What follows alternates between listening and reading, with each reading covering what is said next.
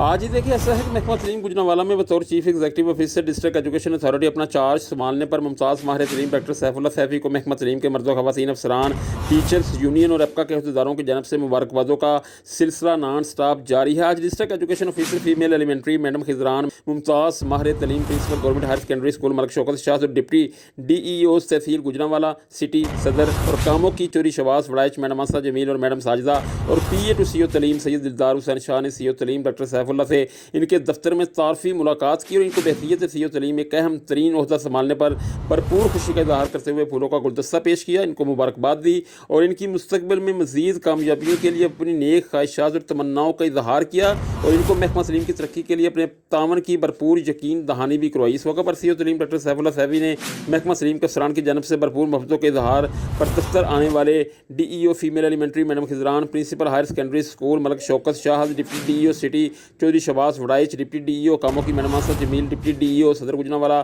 Madam Sajida اور اپنے personal assistant سید دلدار حسین شاہ کا شکریہ ادا کیا اور محکمہ تعلیم کی ڈیولپمنٹ، ٹیچنگ، نان ٹیچنگ اور کلیریکل سٹاف کے مسائل کو مل جل کر حل کرنے کا عزم کیا۔ بعد ازاں سی او تعلیم نے مبارکباد دینے دفتر آنے پر تمام احباب کی مٹھائی سے تواضع کی اور ایک بار پھر ان کا شکریہ ادا کیا۔